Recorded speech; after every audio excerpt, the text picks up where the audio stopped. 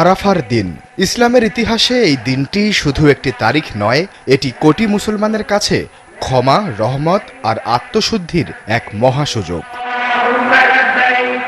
মক্কা থেকে প্রায় ২০ কিলোমিটার পূর্বে অবস্থিত আরাফাতের বিশাল ময়দান।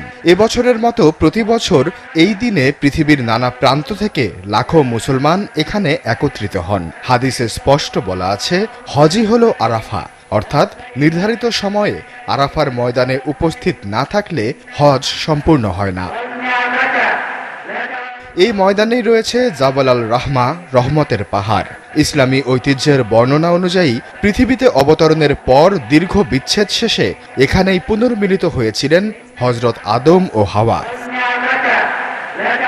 ১০ হিজরিতে রাসূলুল্লাহ সাল্লাল্লাহু আলাইহি ওয়াসাল্লাম তার জীবনের শেষ হজ পালন করেন, আর সেই হজেই এই ময়দানে দিয়েছিলেন বিদায় হজের ঐতিহাসিক ভাষণ। সেদিন তিনি ঘোষণা করেছিলেন, কোনো আরবের ওপর অনারবের শ্রেষ্ঠত্ব নেই, মানুষের মর্যাদা নির্ধারিত হবে তাকওয়ার মাধ্যমে।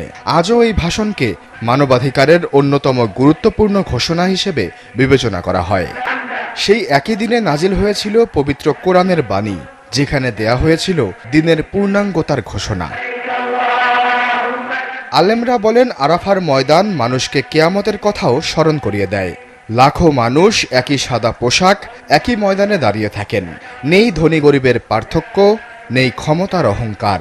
বিশ্বের সবচেয়ে বড় শান্তিপূর্ণ ধর্মীয় সমাবেশগুলোর একটি এই আরাফার দিন। হাদিসে এসেছে, এই দিনে আল্লাহ তাআলা সবচেয়ে বেশি মানুষকে জাহান্নাম থেকে মুক্তি দেন। শুধু হাজিরা নন, যারা আরাফাতে নেই তারাও এই ক্ষমার অন্তর্ভুক্ত হন। রাসূলুল্লাহ সাল্লাল্লাহু আলাইহি ওয়াসাল্লাম জানিয়েছেন, আরাফার রোজা আগের ১ বছর ও পরের ১ বছরের গুনাহের কাফফারা হবে, তবে হজ পালনকারীরা এই রোজা রাখবেন না। আরাফার বিকেলে লাখো মানুষ কান্নায় ভেঙে পড়েন।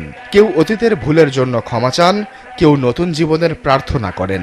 সেই আরাফার ময়দান আজও কোটি মানুষের চোখে এনে দেয় অশ্রু।